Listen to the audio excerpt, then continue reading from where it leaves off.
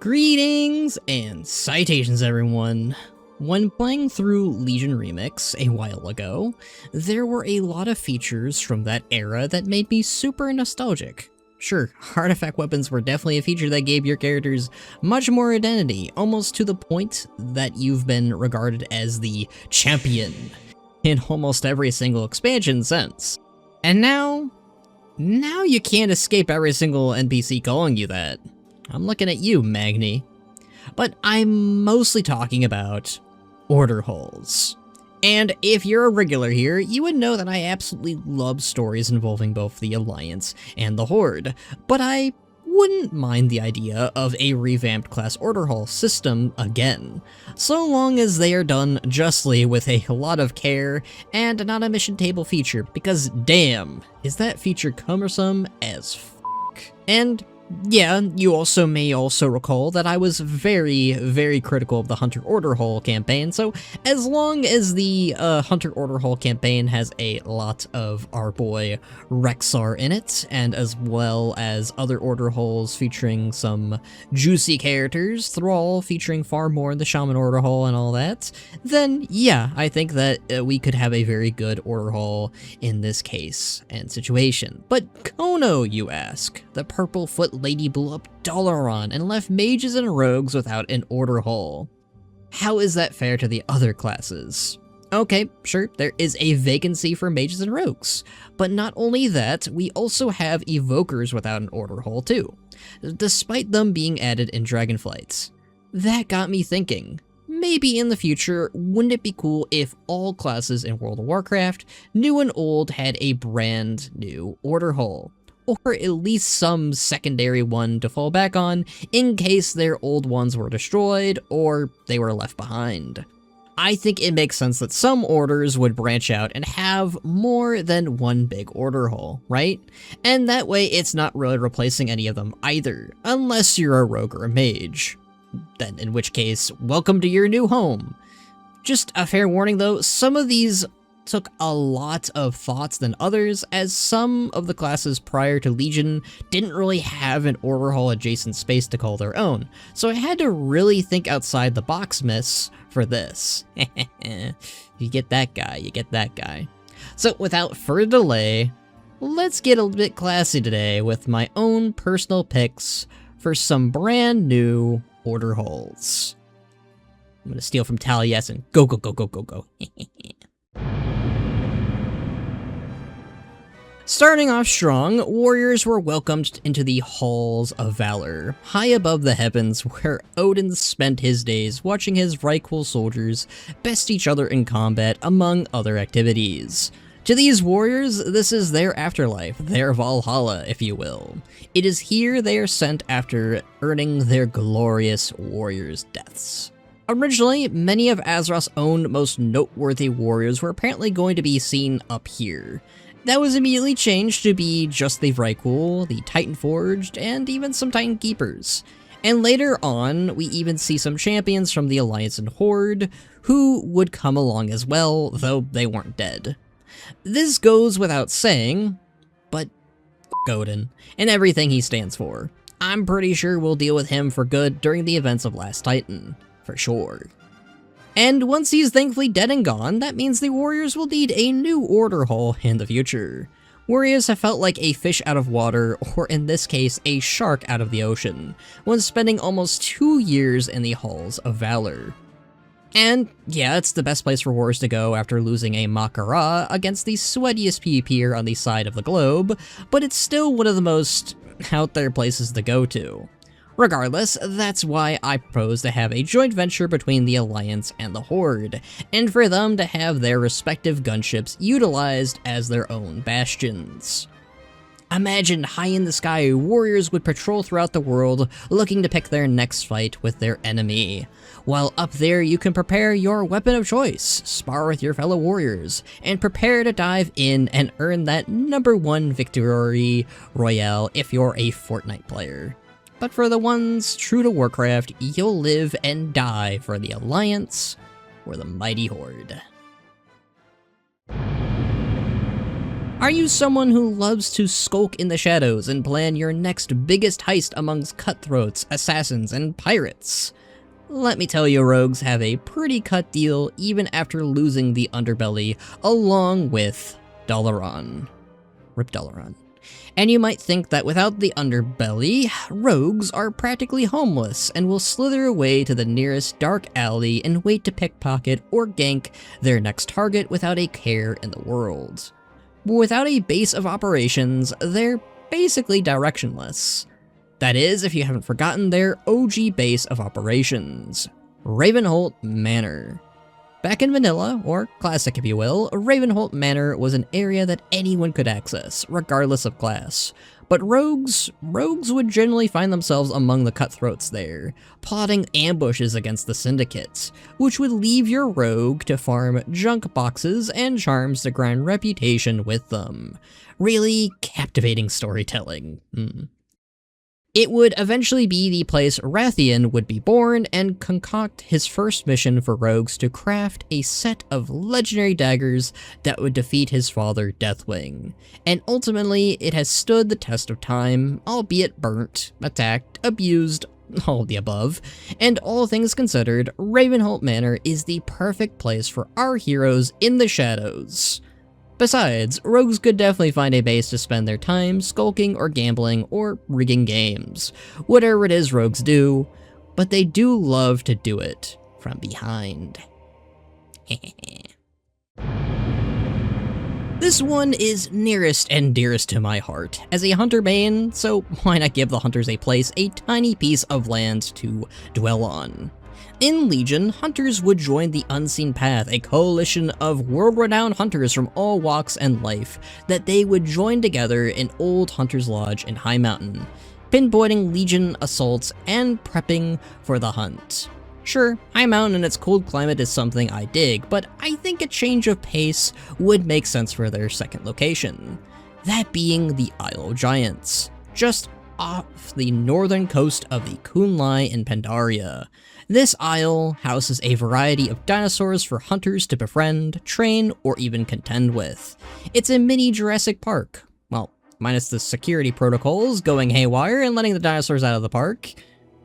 Any hunter that has braved the wilds and would like a nice, sunny place to relax, to sip Mai Tais on the beach next to a Stegosaurus, the Isle of Giants is the most ideal place for any hunter, big or small. And hey, even their beasts could enjoy a relaxing moment in the sun or shade. Perhaps they'll have to build a small little temple or bastion on or near the island. Then they're all set. Let's make some magic here with some mages. Originally, the mages band together within the Hall of the Guardian of Dalaran, where of course, one of the Guardians of Tearsfall had been based. Here, the mages group known as the Tears Guard had held their own meetings. They could even conjure up their own mana biscuits, maybe some mana coffee, and sit out on the patio and watch the city from above. Now, much like the rest of Dalaran, Rip Dalaran, it too is now gone, along with the dreams of owning and operating a Starbucks for mages, where they could conjure those mana biscuits and mana coffees for the mages that needed to practice magic or study. Okay, enough with the anecdotes. Without Dalaran, mages need the second best place to practice their magic and study, so what better place to do that than Karazhan? Sure, it's a bit cursed, wonky, and maybe one of the most terrifying castles on Azeroth, but it was primarily home to another Guardian of Tearsfall, along with his own mother, Aegwynn, and that was Medivh himself. As of right now, Karazhan is basically empty, aside from the spooky ghosts and spiders that inhabit the place, and put on a Broadway performances of Westfall Story. Khadgar is a bit preoccupied at the moment, so I don't think he'd come back anytime soon, unless he had a very good reason to. Aside from that, Karazhan would be a perfect home for mages, old and new, to study their magic and potentially open up their cafe that they weren't able to do in Dalaran. Priests during Legion had a locale that was far, far away from Azeroth, and it was there, in Netherlight Temple, did the priests of the Conclave practice their many different faiths and spent time in solace to reflect on their past actions. Shadow Priests, on the other hand, were basically whispered sweet nothings with honeyed tongue by Xal'atath. Yes. I know what you are. Netherlight Temple felt too far from conflict at home, so why not a place more, well, close to home then? Specifically somewhere on Azeroth. There are a ton of cursed places on Azeroth, but within those shadowy bastions therein lies a pocket that's purified, untainted by the Scourge. I'm of course talking about Stratholme. Stratholme was originally home to a church that sparked the creation of the Silver Hand, which was the first order of Paladins on Azeroth. Even if the city is still burning in that eternal flame, and that vile curse still stains the cobblestones of the streets, the priests could band together and establish their new home within that church, and begin to purify the city that Arthas purged all those years ago. Though, maybe best to leave the Shadow Priest out of it, as they're probably going to entice evil and dark spirits within. Or give Xal'atath an invitation, probably. I know what you are. Ah yes, the Druids. Back during Legion, Druids had their own order hall nestled within the bowels of Val-Shara, where they would commune with the Emerald Dream and work closely with the first Druids. What was the place called? The Dream Grove? Very original. Anyways, this place was the very same where Cenarius taught both Illidan and Malfurion the ways of the Druid, although each twin took a very drastically different paths. Can't say for certain Illidan's topping the damage meters as a Pharaoh Druid now. Brother, this guy stinks! Way before the Dream Grove, though, Druids had another place they could go to train their abilities and receive class quests to earn their iconic shape-shifting forms, and that place was Moonglade. Aside from going there for breadcrumb quests, the Lunar Festival, or to be blinded by all that blue out there, we've always known Druids to call this place their home away from home, and it would make a great deal of sense to have them return to such a place and maybe give it a new shine. Maybe less blue this time? Not that anything's wrong with blue, but, you know, green's pretty great. Green's pretty swell. You know, Warlocks are much more than their health stones and summoning stones. They're misunderstood, or frankly dark-dealing magicians that I want to punch in the face. I mean, help, not be evil as much. Sorry, my orc bias tendencies screaming out there. Warlocks, as of right now, have their home on a rock in the middle of the Twisting Nether that they had called the Dreadscar Rift. Before, it was home to a small contingent of demons that serve the Legion, but now serve at the behest of the Black Harvest. While I don't share the same love for Warlocks as I do for Rexxar, actually those two are pretty dichotomous, I'll admit it feels pretty lonely for Warlocks to have a giant rock in the middle of space to call home and not on Azeroth. I can understand being misunderstood in outcast society, so let's give them a proper home. I think the best place for Warlocks to call home is Scholomance. Wait, why Scholomance? Wasn't that the dungeon rife with Scourge Necromancers? Yes it was, but the key word you're looking for is Necromancer.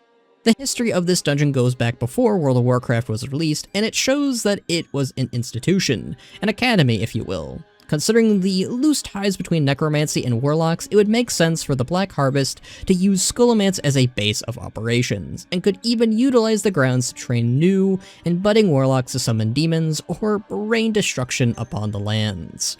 Though I wouldn't be kosher with that. That is. Sorry, orc bias showing again. The highest esteemed and respected class, you know them, you love them, it's the Shaman. During Legion, their base of operations was in the heart of Azeroth. No, not the artifact we used to Kamehameha and blast N'Zoth into a million pieces. I mean the one in the Maelstrom, the very place where Deathwing ripped out of and caused his horrific cataclysm to spread fires, floods, and all manner of catastrophe around the globe, which includes flooding Thousand Needles. I'd be fine if they left a kiddie pool in there, but I draw the line at making the whole place a flooded ravine. Although we did get a riverboat out of it. Tit for tat. Anyway, where was I?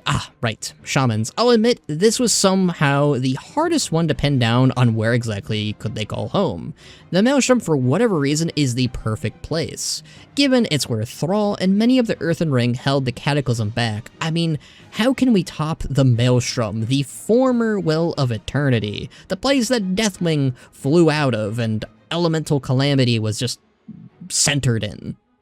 That's when I began to ponder about so many alternatives, and one place stood among the rest. That's right, Stone Talon Peak, the resting place of the Oracle, the very same system of caves and tunnels where Horde and Alliance Unity first started. I covered this video in an area a few months back probably, which, by the way, go watch after this one if you haven't, and I discussed how amazing it would be if it was maybe a delve, dungeon, raid, or zone itself. But as a newly established order hall for the Shaman to call home, oh yeah baby, that's the sweet spot, and even better, it has ties to our Lord and Savior Thrall. It's pretty evident a world revamp is coming very soon, maybe even after Last Titan, so perhaps returning to the peak where it all went down would be very peak. The Justice light-swinging knights in shining armor, and almost likely everyone's first character they rolled back in 2004, the Paladins. Paladins initially had their home underneath Light's Hope Chapel, in the Sanctum of Light, foreshadowing during the Death Knight's assault on the church back in Wrath of the Lich King. Now that's a callback. This is where the various orders of paladins had operated in recent years, where there had been plenty of divisiveness between paladins, especially during the Fourth War and the Argent Crusade. Which is maybe no more, maybe it is, I don't know. They showed back up to help out with the Shadowland situation, and were replaced by the formerly fractured Silver Hand. But the Sanctum of Light is still a place where paladins can set aside differences and utilize the area to pray and reflect on their actions, as we see with Eretor and his own journey. Yeah. But if there's a place for paladins to get any pent-up anger and frustrations out, why not do it at the Argent Tournament grounds in Icecrown, and perhaps use it as their secondary base? Was once a testing ground for the final climatic showdown against Arthas and the Scourge, can now also be a place for the many orders of paladins around the globe to train, spar, against one another again. And even ride atop noble steeds and cosplay Arthas while doing so. Just make sure we clear out any and all pebbles around the area. It didn't do so well for Arthas, or Invincible either. I don't think we need a secondary Arthas roaming around, no? Yeah. Speaking of cosplaying Arthas, Death Knights have always called their floating necropolis Acheris their home. These edgy emo folks have bounced between the Plaguelands, the Broken Isles, Icecrown, or wherever Acheris is these days, and have no complaints whatsoever aside from growing numbers of Death Knights, raised to undeath after falling initially during subsequent wars. With the growing number of non-Earthen Death Knights, why not upgrade to the biggest and baddest necropolis still out there? That's right, I'm talking Naxxramas, once home to the original Four Horsemen and the leader of the Cult of the Damned, Kel'Thuzad friggin' Zod, and once the hardest raid in vanilla, which for some reason had splinters of Atiash scattered around. It makes sense for Death Knights to make this their floating citadel and call it home. Given the sheer size, scale, and magnitude of Naxxramas, it is perfect to train new recruits, cultivate plagues, build abominations, and monstrosities. And no.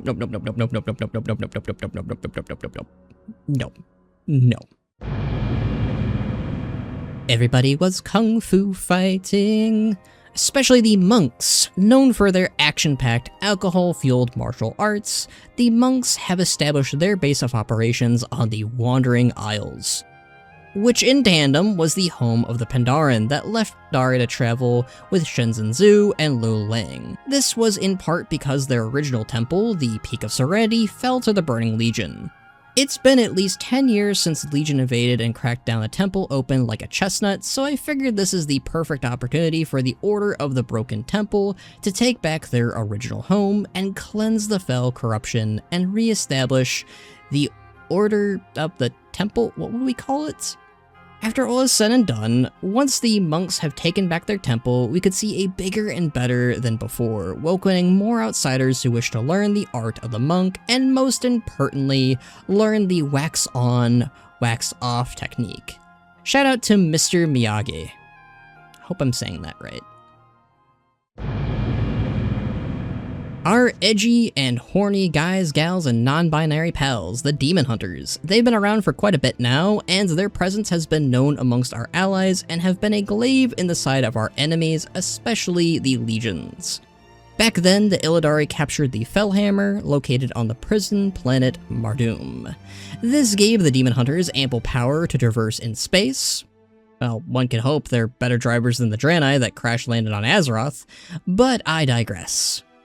Actually though, it's nice to have a mobile home, but why not something more permanent or grand?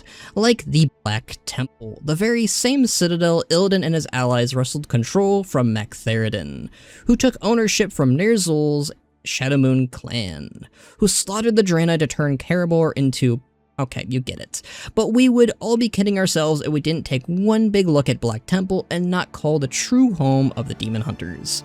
It's where they trained, it's where the Illidan called home, and with Illidan coming back soon, I think it'd be a grand time for them to return to the very temple where many Demon Hunters' journeys first started. The temple is just too iconic, and you know it'd be cool to see it in modern day, especially the Den of Mortal Delights. You know what I mean.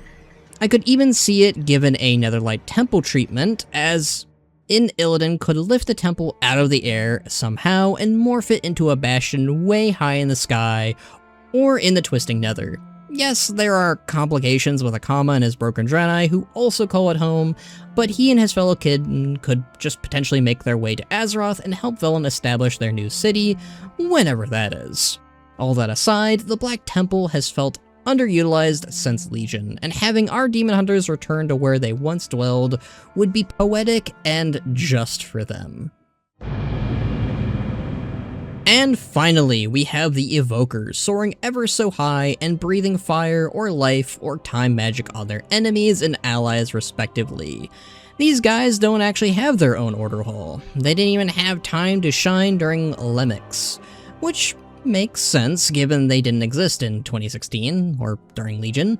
Sure, they could utilize the Forbidden Reach to some extent, but that was both their prison and is also strangely their home. However, there is one place that is right under our noses and our feet that could easily be our Evoker's new home. Abyss. This underground bastion was the very same place that Neltharion ran multiple experiments, including the creation of the Drakthir, giving way to a humanity, dragonidity that thrives to belong in an ever-growing world. Granted, Abyss is dark and gritty and probably still swelling with shadow flame here and there, and perhaps the threat of the Zakali Jarden still looms beyond the walls. Maybe. But it's where they were conceived and born. It's filled with mysteries, and it's something I think and can and should be tapped into. It's a place where I think we could start to see new Drakthir be made and be born, which is a topic that I hope Blizzard touches on in the future. Can Drakthir be grown in a lab? Or can they procreate? Do they lay eggs? Those are the questions if we want to see Dragonity thrive and survive. I think the Drakthir and Evokers have proven vital in their own way, and to the other races too. And I mean, come on, don't you want to know what the heck was up with that Voided Chasm place? I know I do. Did Xal'atath pop out of there? Did something pop out of there at some point during Neltharion's reign? I don't know, and I want to know, so do it. Anyways, those are all the current classes covered. What do you think of my secondary or new order halls for everyone? Do you like them? Do you hate them? Which one is your favorite? Or do you have another area you'd like to pick for any of these classes? Tell me what you think down below. Anyways, thank you all for watching. I've been Khono Chronos, your lovely time demigod and host. Be sure to like, comment, share, and subscribe for more videos like this one in the future. Be sure to join the Discord for more discussions with myself and the community, and a special thanks to the patrons and YouTube community members to help keep this channel alive and well. But until next time, my friends,